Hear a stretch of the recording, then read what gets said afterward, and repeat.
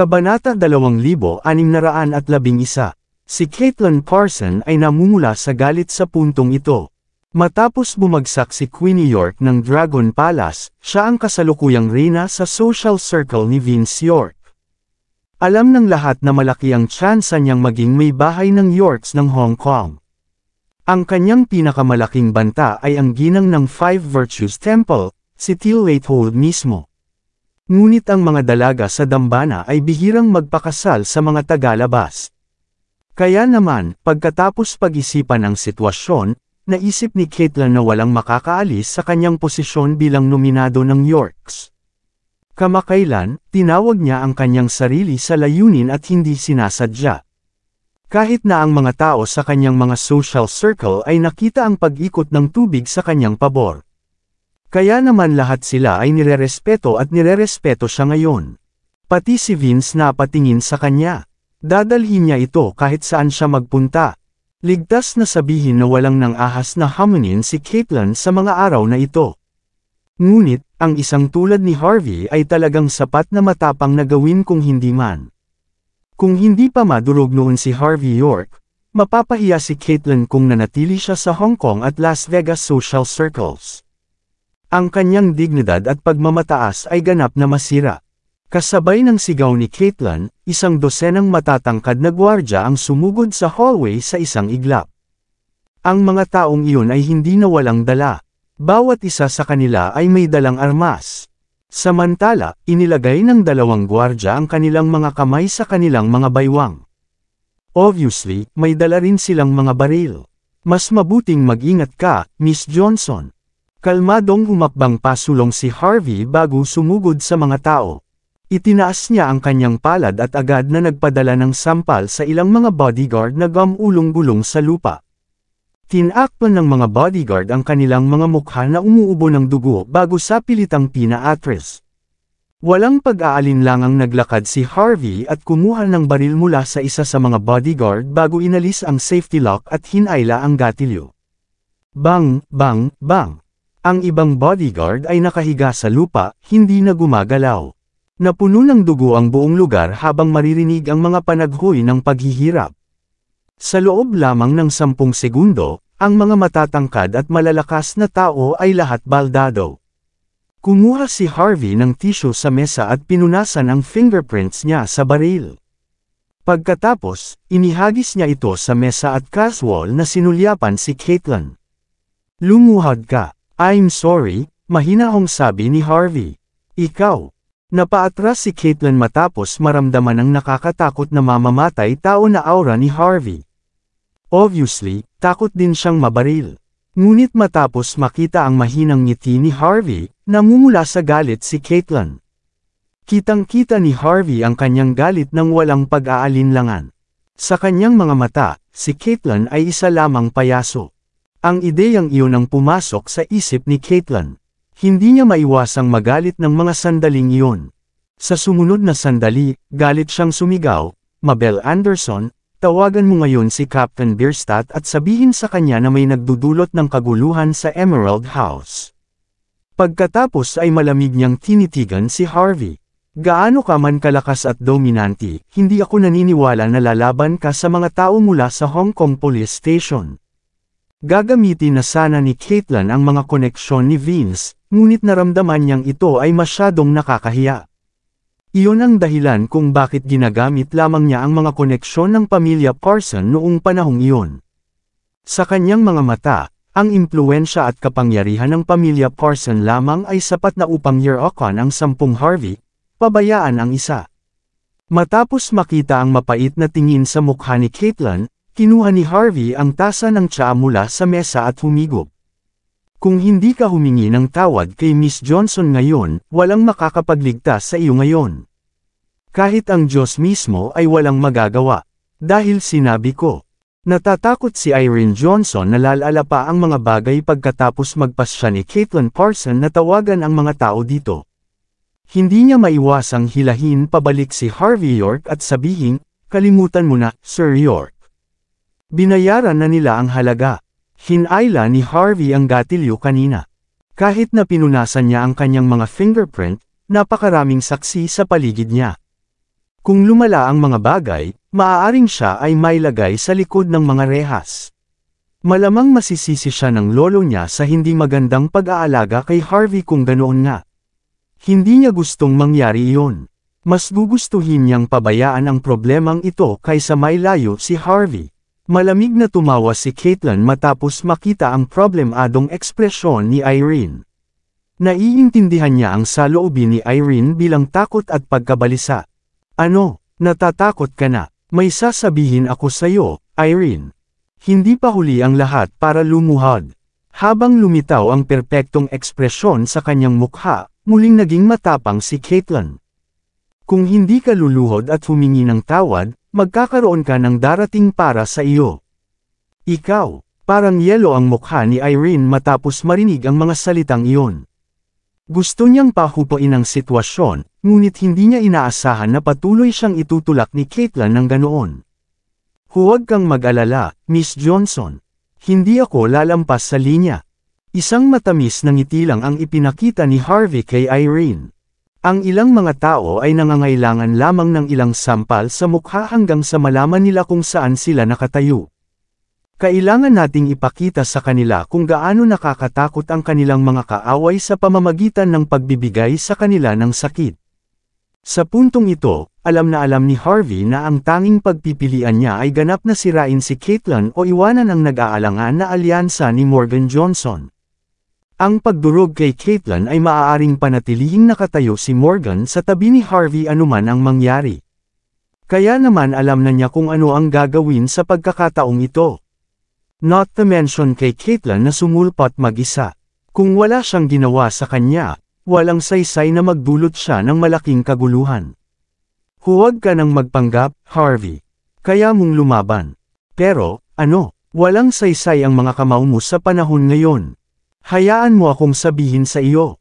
Kung ako ay parurusahan ni Young Master York, sisiguraduhin kong mamamatay ka pa rin ngayon. Ang yabang talaga ni Caitlin kapag kausap si Harvey. Naisip niya na siya ay nabigo lamang sa pagsisikap na kumilos ng matigas. Mabel Anderson and the others glared at Harvey like he is an idiot. Malapit na ang kamatayan sa kanyang pintuan, ngunit siya ay mayabang pa rin. Malalaman niya ang kahulugan ng kamatayan kapag lumitaw ang mga tao ni Caitlin. Hindi makapaniwala ang mga lalaki na kayang talunin ni Harvey si Caitlin.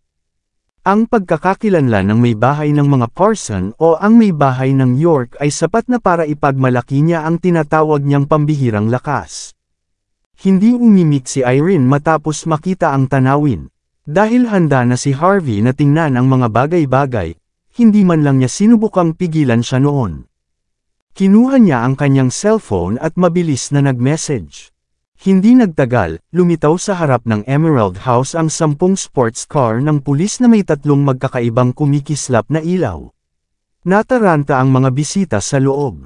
Hindi nila inaasahan na may magpapakilo sa mga tropa ng Outer Ring Police Station ng napakaaga. Ang lalaking namumuno sa grupo ay walang iba kundi si Captain Austin Bierstadt, isang kilalang opisyal sa parehong gobyerno at sa ilalim ng Hong Kong. Malaking pagkalugi umano ang dinanas ng mga kinuha niya kahit nakaligtas pa sila.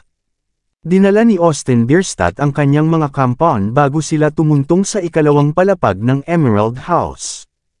Itinabi niya ang mga tao sa pulutong at lumapit kay Caitlin Parson na may mabangis na ekspresyon.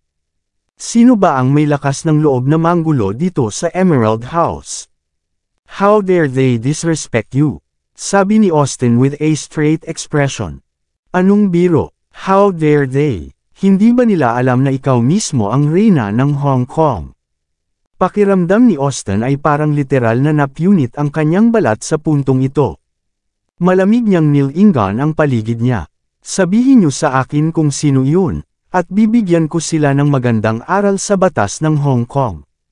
Napailing si Rupert Howell nang lumipat siya sa tabi ni Harvey. Sumuko ka na, Young Master York. Tahimik niyang bulalas. Si Austin ay isang mandirigma para sa mga Parson. May outer ring siya. Magagawa niya lahat ng gusto niya dito. Ang isang karakter na tulad niya ay tiyak na may kaugnayan sa gobyerno at underworld, marahil kahit sa kapangyarihan ng militar. Kasabay ng kanyang hindi makatwirang ugali, kahit isang mayamang tagapagmana ay natatakot sa kanya. Kaya nga kailangan mong kumilos ng mabuti. Kung hindi mo talaga kaya, dapat sumuko ka na. Ngumiti siya, naiintindihan ko, kawili-wili. Nang makita si Austin, na may bitbit na isang buong pangkat ng mga inspector na matatangkad at malalakas na may tunay na sandata, agad na nabawi ni Caitlin ang kanyang mapagmataas na ugali. Magandang oras, Austin. Mahinahong sabi ni Caitlin. Si Miss Johnson dito ay dinala ang lalaking iniingatan niya. Sa suporta ni Miss Johnson, naglakas loob siyang gumawa ng malaking kaguluhan dito. Ngayon lang siya gumamit ng baril. Tingnan mo kung paano nagbago ang lahat ng bodyguards kung matapos siyang pigilan. Hulihin mo siya dali. Dapat mong parusahan siya ayon sa batas. Huwag mo lang siyang edemanda ng mabigat dahil ako ang nagpatawag sa iyo, pero binitawan mo siya dahil din kay Miss Johnson. Trituhin mo siya sa paraang dapat. Bilang mga taong may mataas na ranggo, dapat nating itaguyod ang reputasyon ng mga opisyal at ang dignidad at batas ng gobyerno. Parusahan siya ayon sa gusto mo, at harapin ito ng mabilis. Si Caitlin ay kumilos na parang siya ang hari ng mundo ngayon. Hindi lang niya tahasan ang pang-iinsulto kay Harvey, kundi tinuruan pa niya si Austin kung paano gagawin ang kanyang trabaho. Ang kanyang mayabang na kilos ay walang kapantay sa puntong ito. Napagtanto ni Mabel Anderson at ng iba pa ang nakatagong kahulugan sa likod ng mga salita ni Caitlin. Nagsimula silang magsalita, at sinisisi si Harvey sa pagiging hindi makatwiran at sinusubukang pumatay ng tao sa publiko, laban sa batas ng Hong Kong.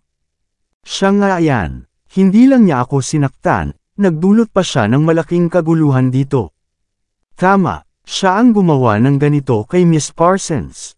Sinusubukan lang nilang mga twiran sa kanya, ngunit binaril niya sila.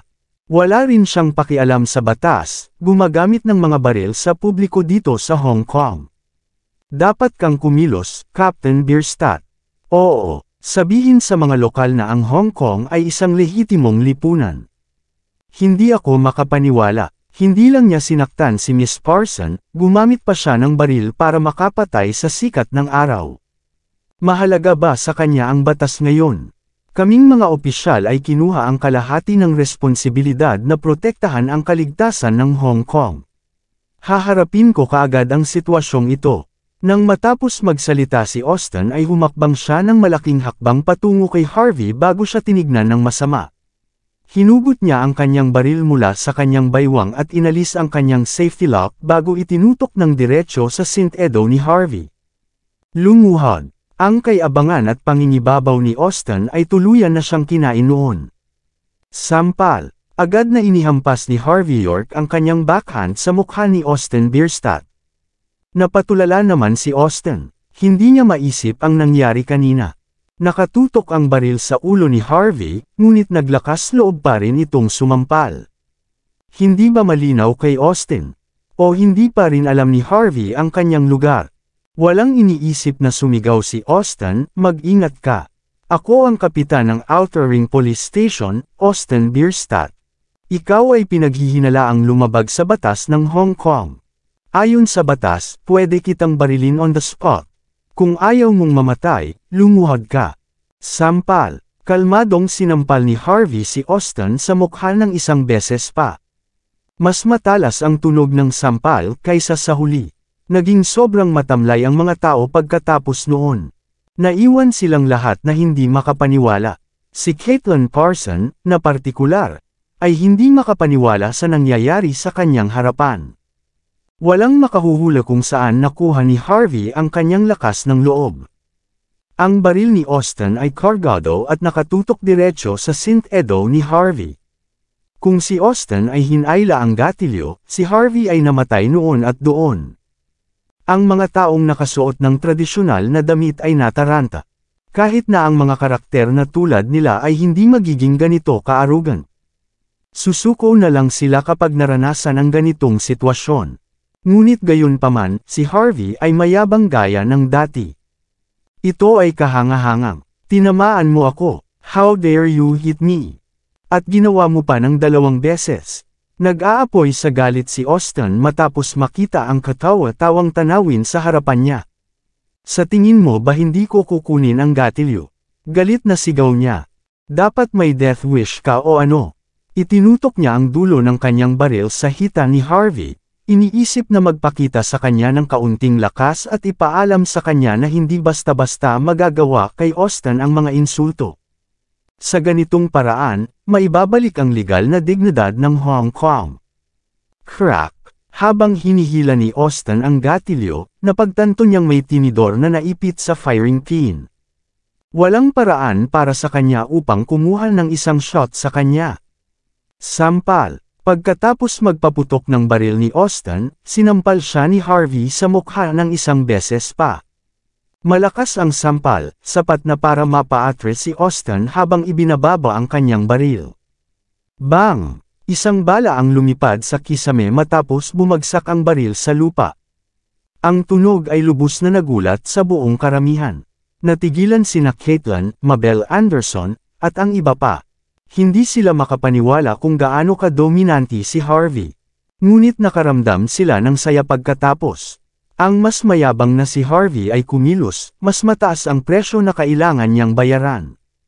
Di magtatagal, malalaman na niya ang kahulugan ng kamatayan. Hindi lang may dalang baril ang kanyang mga tao, kundi sinusuportahan din ng batas si Austin. Walang paraan na pakakawalan niya si Harvey. Gaya ng inaasahan, si Austin ay namumula sa galit dahil sa kahihiyan. Barilin siya, paputukan na agad. Galit niyang sigaw sabay turo kay Harvey. Patayin siya, tatanggapin ko ang buong responsibilidad. Bilang kapitan ng Outer Ring Police Station, palagi siyang nakikipag-ugnayan sa mga mayayamang tagapagmana. Dahil sa kanyang tiyaga at suporta mula sa pamilya Parson, hindi pa niya nakilala ang sinuman na ng ahas na walang galang sa kanya. Siyempre, hindi niya gagawing pukawin ng mga tao sa mataas na lipunan tulad ni Vince York. Ngunit ang mga ordinaryong mayamang tagapagmana ay hindi maihahambing sa kanya.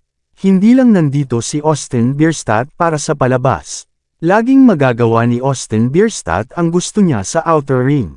May kasama siyang grupo ng mga tao na may hawak na baril, ngunit hindi lang siya nabigo sa pagsugpo sa lalaki mula sa bansa H, nakatanggap pa siya ng ilang sampal sa mukha. She showed complete disbelief on her face which was completely swollen by this time. Ito ay hindi mapapatawad. Maraming salamat sa lahat ng sumusubaybay. Please subscribe and follow my YouTube and Facebook channel, Pilipino Novel. Maraming salamat po. Kabanata 2615. Kung hindi ipinakita ni Austin ang kanyang buong kapangyarihan upang tubusan ang kanyang pagmamataas, paano niya mapapatawad ang kanyang sarili? Paano niya bibigyan ng patas na pahayag si Caitlin Parson? Ang grupo ng mga mandirigma ay humakbang pasulong at agad na inilabas ang kanilang mga baril, akmang hihilahin ang gatilyo. Kinuha ni Harvey York ang ilang tisyo sa mesa at pinunasan ang kanyang mga kamay sa pagkakataong ito. Ikaw pala si Austin. Tama, mahina hong tanong ni Harvey. Hindi kita sinisisi kung bakit ka nanliligaw sa iba. Pero bago ka mamatay, dapat kilala mo muna ang taong sumampal sa iyo. Papayagan kitang tawagan si Leslie Clark ngayon. Maaari kang magpasya kung gusto mo akong labanan pagkatapos. Tingnan natin kung papayag kang ipasa ako para sa babaeng ito. You damn bastard. How dare you call me Clark ng ganyan? Galit na galit si Austin matapos marinig ang mga salita ni Harvey. Walang katulad mo ang maglalakas loob na hamanin ako. Sabi mo tawagan ko si Miss Clark. May karapatan ka pa ba dyan? Medyo mababa pa rin ang ranggo ni Austin, kaya hindi niya alam kung ano ang nirepresent ni Harvey sa Hong Kong kamakailan. Kalmadong nagdial ng numero si Harvey bago ibinato ang telepono sa harap mismo ni Austin. Halika, sabihin mo kay Leslie na babarilan mo ngayon si Harvey. Wala talagang pakialam si Austin, pero biglang nagbago ang ekspresyon niya matapos masulyapan ang numero ng telepono. Yan ang number ni Leslie. Hindi siya ang unang tao sa Hong Kong Police Station, ngunit alam ng lahat na ang kanyang ama ang unang tao sa Hong Kong.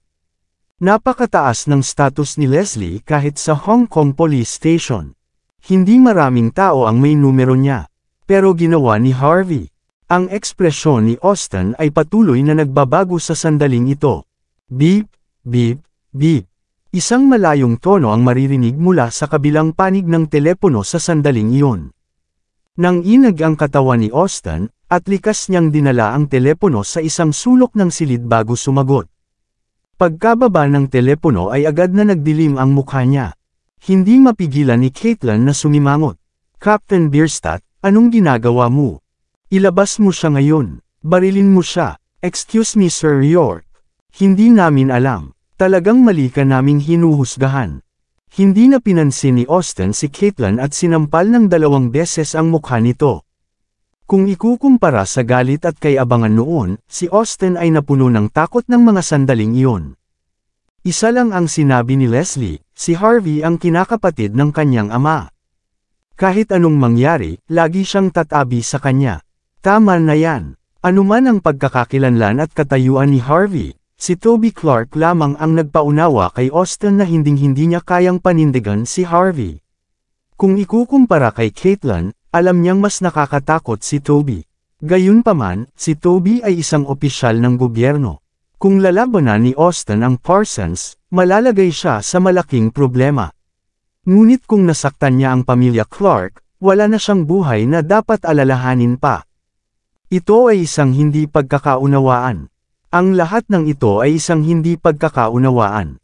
Patawarin mo ako, Sir York. Magalang na tumingin si Austin kay Harvey bago ibinaling ang tingin kay Caitlin. Miss Parson, sinabi ng gobernador na ito ay isang personal na bagay. Dahil dyan, hindi na makikialam pa ang police station. Kinaway ni Austin Bierstadt ang kanyang kamay bago pa man makapagsalita si Caitlin Parson. Aalis na kami. 12 ng mga inspector mula sa Outer Ring Police Station ang galit na umalis sa Heavenly Box nang walang sabi-sabi. Dumating sila ng may mapang-aping puwersa, ngunit ito ay isang malungkot na tanawin habang sila ay tumatakas. Nagulat si Rupert Howell at ang iba pa.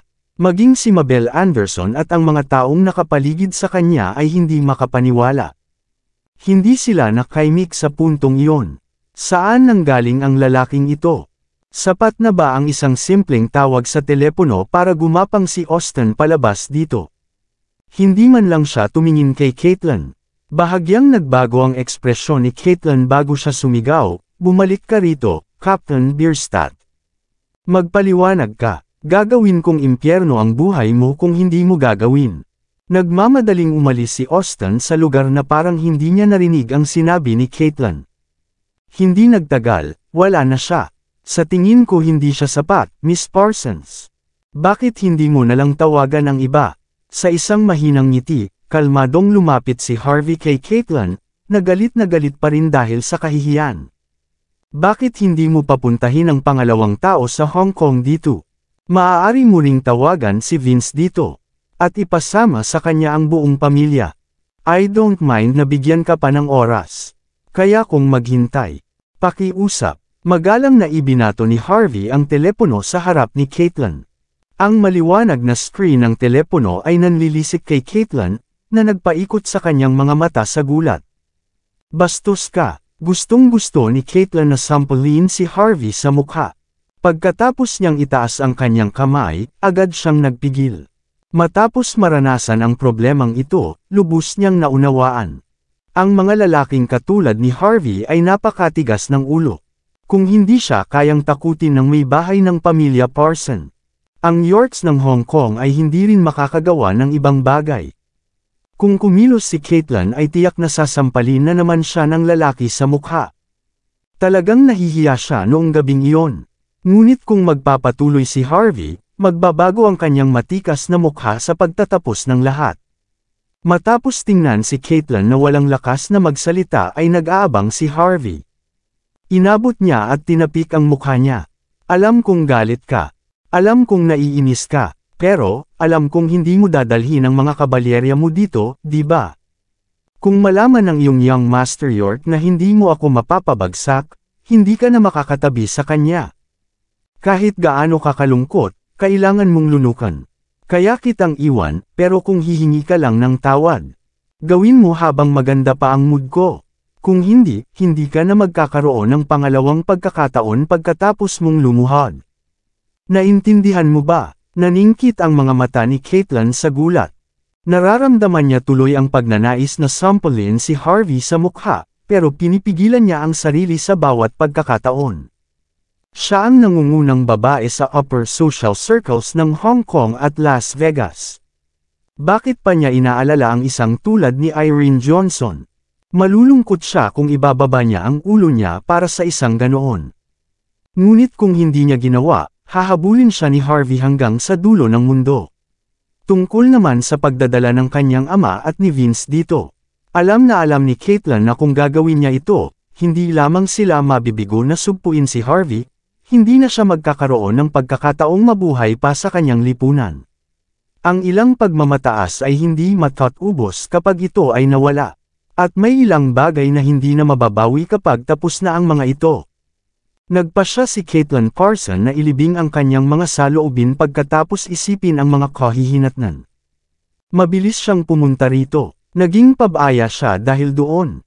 Naniniwala siya na magiging madali ang ganap na pakikitungo kay Harvey York kung makakaisip siya ng mas detalyadong plano. Maraming plano ang pumasok sa isip ni Caitlin. Nagpigil siya ng hiya at yumuko ng malalim kay Irene Johnson. Medyo lasing lang ako ngayon, Miss Johnson. Gulong-gulo na ang isip ko, kaya naman puro kalokohan lang ang sinabi ko. Patawarin mo sana ako. Para sa kapakanan ng Emerald House, may ibibigay ako sa iyo pagkatapos nating magbilang. Mabuti, tinatanggap ko ang iyong paghingi ng tawad. Ayaw ni Irene na lumaki pa ang mga bagay. You can go now. Malamig na sabi ni Irene. Namumula sa galit si Caitlin sa inasta ni Irene ngunit pinigilan niya ang kanyang emosyon bago umalis na may malamig na tingin kay Harvey at Irene. Pagkaalis ni Caitlin at ng iba pa, mabilis na isinara ni Rupert Howell ang pinto sa pasukan. Tinapunan niya si Harvey ng natatarantang tingin bago naglakad patungo kay Irene. Miss Johnson, ito ay isang malaking bagay. It's not going to end that easily, tahimik na sabi ni Rupert. Ang pamilya Parson ay isa sa nangungunang 4 na pamilya. Kung talagang handa si Caitlin, na gumanti hindi man lang tayo makakaligtas sa pag-atake nila. Bakit hindi natin hanapin si Young Master York ngayon? Hihingi kami ng tawad sa kanya at hihingi ng tulong. Bibigyan din namin siya ng pera bilang kabayaran. Talaga, iyon lang ang sasabihin ko. Si Miss Parson ay malamang na maging nominado ng mga York. Hindi natin sila dapat saktan. Kahit na manalo tayo ngayon, magkakaroon tayo ng problema sa hinaharap. Nagsimulang magsalita ang mga kaibigan ni Irene. Ni hindi sila naglakas loob na gumawa ng kahit isang tunog habang nasa paligid pa si Caitlin. Wala silang ibang magawa kundi ang magsabi ng ganito, sakaling hilahin din sila sa gulo na ito. Bukod sa paggalang, ang mga lalaki ay napuno ng pagkamuhi habang sila ay nakatitig kay Harvey. Malinaw, sa kanilang mga mata, ang mga aksyon ni Harvey ay nagdulot ng maraming problema sa araw na iyon. Kung ang mga Parson ay umatake, sino ang makakaya sa lahat ng responsibilidad? Napapikit si Harvey sa nakita ng walang sabi-sabi. Ang mga taong iyon ay takot lamang sa malakas. Dumilang sila ng nakababatang henerasyon. Hindi man lang mapakali si Harvey na magsalita ng ganito. Kumunot ang noo ni Irene. Sige, tama na ang kalokohan. Kahit anong mangyari, sisisihin ng pamilya Johnson ang lahat ng nangyari ngayong gabi. Darating lang si Caitlin para sa amin. Lahat kayo na nandito ay para palabas lang. Ang bagay na ito ay dapat walang kinalaman sa inyo. Kung natatakot kayong kumain dito, lumabas na kayo. Ang mga tinatawag na kaibigan niya ay naghihintay sa kanyang sasabihin. Nagkatinginan silang lahat bago pa suray-suray na umalis sa lugar. Kung alam nila na magkakaroon ng maraming gulo sa isang normal na pagkain, hindi na sana sila pumunta dito sa unang lugar. Kalmadong ngumiti si Harvey. Makakaalis ka na rin kung gusto mo, Miss Johnson. Ako ang may kagagawa ng lahat ng ito. Ako ang may kasalanan. Walang kinalaman ang pamilya mo dito. Mapait na tumawa si Irene. Huwag mong sabihin iyan, Sir York, sabi niya. Sinabi na sa akin ng lolo ko.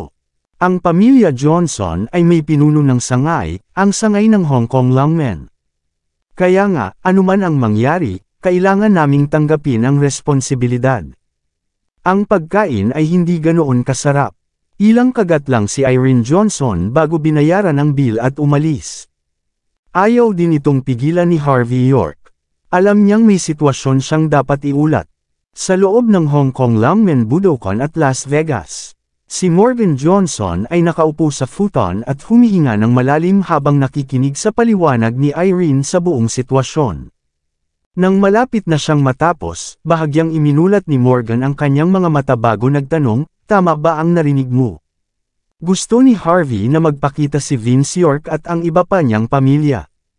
Inisip ni Irene ang nangyari, pagkatapos ay mahinahong sumagot, "Totoo iyon." Siya nga ang nagsabi. Iyan ay kawili-wili, bulong ni Morgan sa sarili. Siya ay sigurado na si Caitlin Parson ay hindi maglakas loob na tumawag sa sinuman. May plano ba siya sa sarili niya? O wala ba siyang pakialam kung ang mga York ng Hong Kong ay lumitaw sa harap niya? Kumunot ang noo ni Morgan. Alinmang paraan, isang bagay ang malinaw. Walang kinatatakutan si Harvey sa Hong Kong at Las Vegas. Medyo nag-aalinlangan si Irene matapos makita ang hitsura sa mukha ni Morgan. Dapat ko bang hilingin sa isang tao na magsabi ng magagandang bagay tungkol sa ating pamilya, Lolo? O susundan ba natin si Harvey hanggang sa mapait na wakas? Tutol dito ang mga Longmen law enforcers. Delikado kung ipagpapatuloy natin ang landas na ito kasama siya. Matagal na damilat si Morgan bago sumagot. A major storm is brewing in Hong Kong and Las Vegas right now. Masisira ito anumang oras. Ang pamilya Johnson ay namuno sa mga sangay ng Longmen sa Hong Kong at Las Vegas sa loob ng maraming taon na ngayon.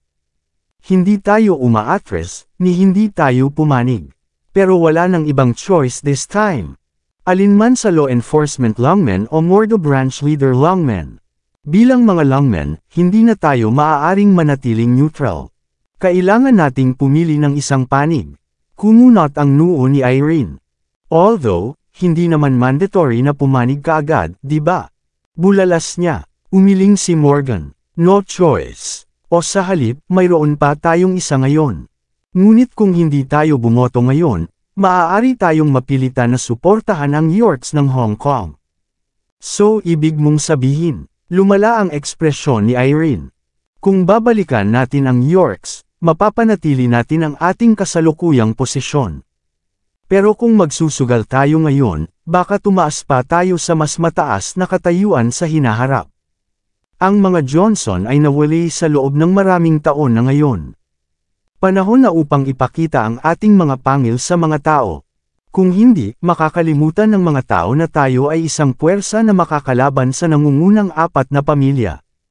Walang dapat pagsisisihan. Dahil nakatayo tayo kay Harvey, mananatili tayo sa kanya hanggang sa huli. Sumigaw si Morgan, puno ng katiyakan.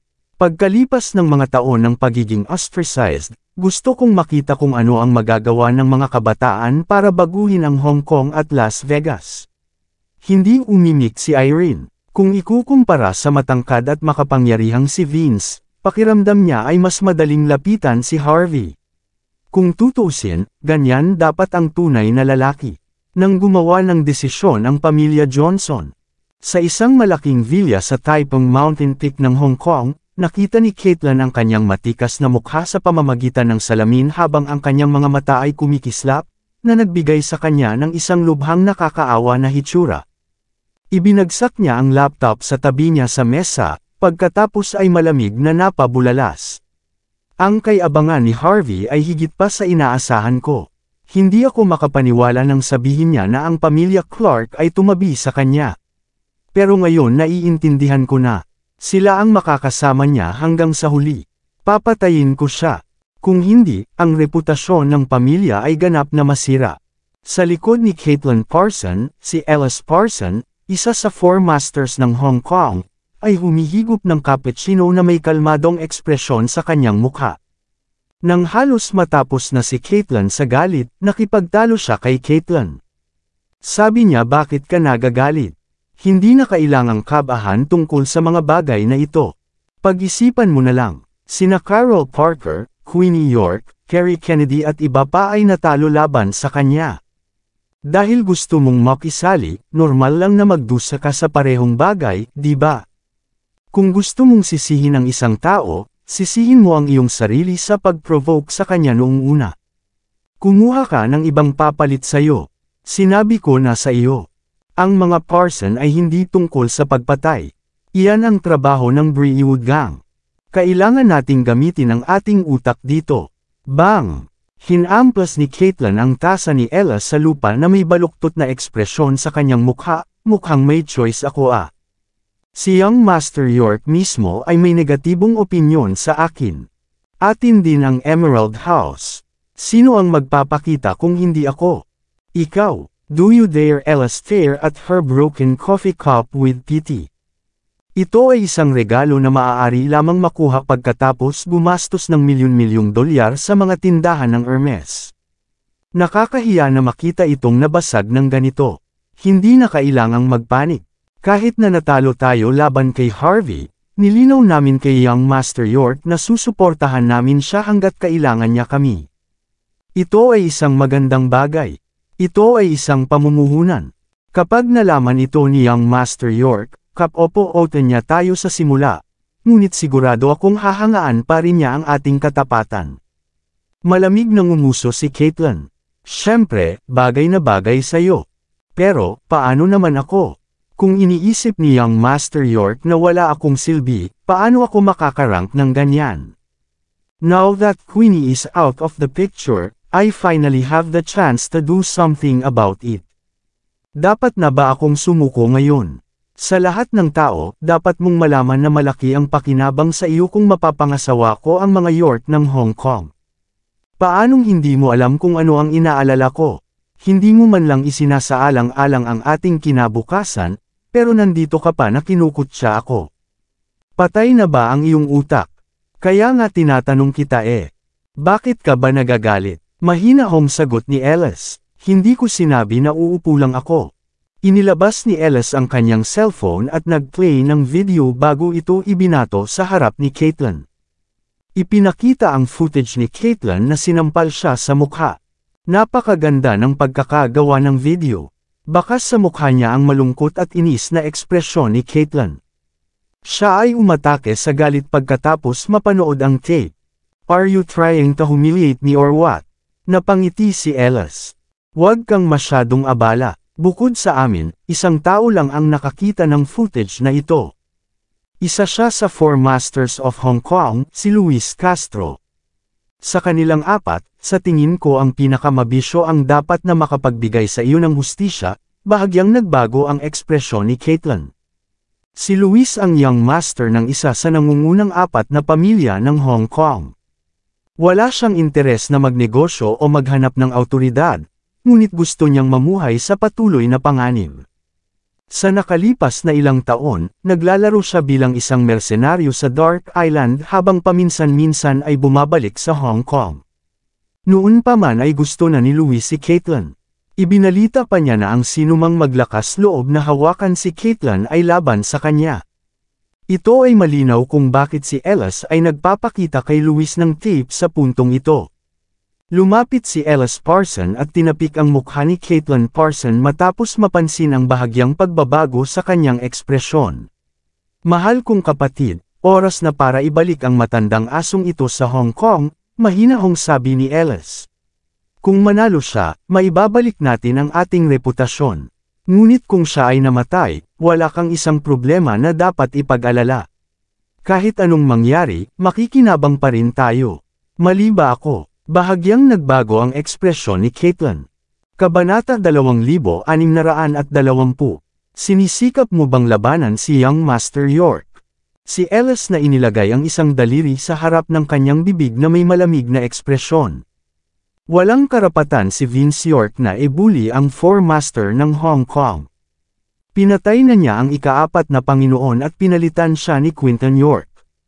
Kung patuloy kaming nagkakagulo ni Matthew Flynn, napalitan na sana kami ngayon. So, si Luis Castro, sabi ni Caitlyn. Agad naman siyang pinutol ni Ellis. Kung mabawi ni Luis ang dignidad mo, ibig sabihin may karapatan siyang panindigan tayo. Pero kung hindi, isa lang siyang sangla para magamit natin. Kakalabanin ko lang si Vince kung makakasama ko si Matthew, di ba? You actually don't think that Matthew and I want to serve him entire lives, di ba? Inilalagay ng mga lalaki ang kanilang dignidad kaysa sa kanilang buhay. Hindi tayo maaaring magpatuloy sa paglilingkod sa iba hanggang sa tayo ay mamatay. Itinulak ni Matthew ang pinto at walang pakialam na pumasok mula sa likuran. Bahagyang nanlamig si Caitlin sa kanyang hitsura. Hindi nagtagal ay umasim ang ekspresyon niya. Alam niya na kapag nagsama na ang dalawang masters ng Hong Kong, tiyak na magkakaroon sila ng pagkakataon na pabagsakin si Vince. Kinaumagahan, maagang maaga, hinanap ni Harvey York ang pinakamalapit na cafeteria para sa kanyang almusal sa kanyang cellphone.